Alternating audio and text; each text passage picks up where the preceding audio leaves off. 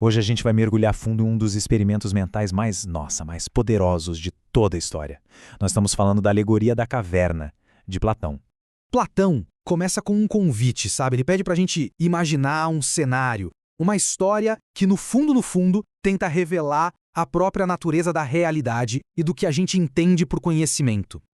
Então, vamos lá. A nossa jornada começa num lugar bem escuro, confinado. Imagina só, é o único mundo que os habitantes de lá conheceram em toda a vida. E olha que interessante, estes não são prisioneiros quaisquer. Platão, na voz de Sócrates, faz uma provocação. De muitas maneiras, eles são o espelho nosso.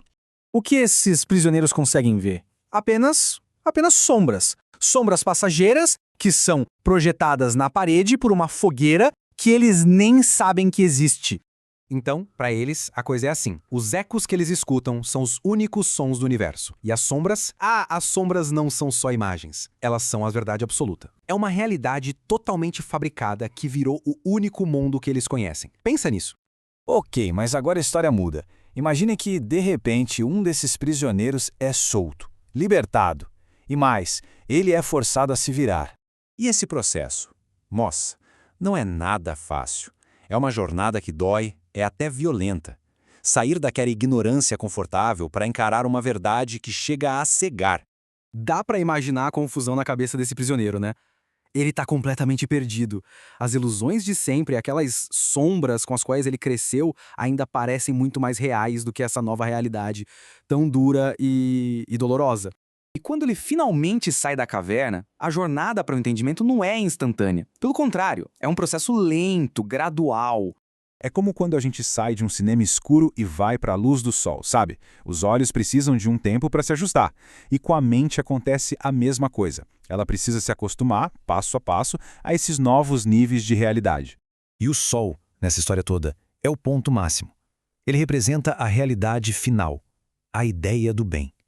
É ele que causa as estações, os anos, é a fonte de tudo aquilo que o prisioneiro, lá embaixo, via só como uma sombra sem vida.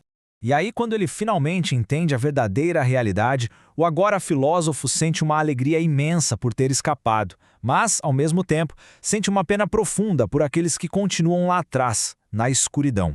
Pensa só, aquelas honras antigas da caverna, tipo ser o craque em adivinhar qual sombra ia aparecer, tudo isso agora parece completamente ridículo, sem sentido nenhum. E é por isso que a história não acaba aqui. O ponto crucial é que o filósofo sente que tem um dever. O dever de voltar, de descer para a caverna e compartilhar tudo o que aprendeu.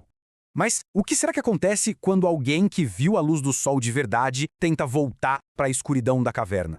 Aqui o choque de realidade é brutal. O contraste de percepção é gritante. Para os prisioneiros, ele não voltou iluminado, sábio. Não. Ele voltou estragado, prejudicado por essa tal jornada. A verdade, nesse contexto, é vista como uma ameaça para aquela realidade que eles conhecem e na qual se sentem seguros. E quem traz essa verdade é recebido com um deboche, com risadas e até com hostilidade. Então, o que essa história toda significa? No fundo, é uma metáfora poderosíssima sobre o verdadeiro propósito da educação. Para Platão, educar não é como encher um copo vazio com informação. Não. É a arte de virar a alma, de redirecionar a capacidade de aprender que já existe dentro de nós, mas apontando para a direção certa, para a verdade. E essa é a essência da verdadeira filosofia. É essa subida, essa jornada da alma para longe das sombras que mudam o tempo todo em direção a uma luz, a uma verdade que permanece. O mais incrível é que o poder dessa alegoria continua até hoje, porque ela nos força a fazer uma pergunta fundamental. E quanto a nós? Quais são as correntes que nos prendem? E, talvez mais importante, quais são as sombras na nossa parede que a gente insiste em chamar de verdade?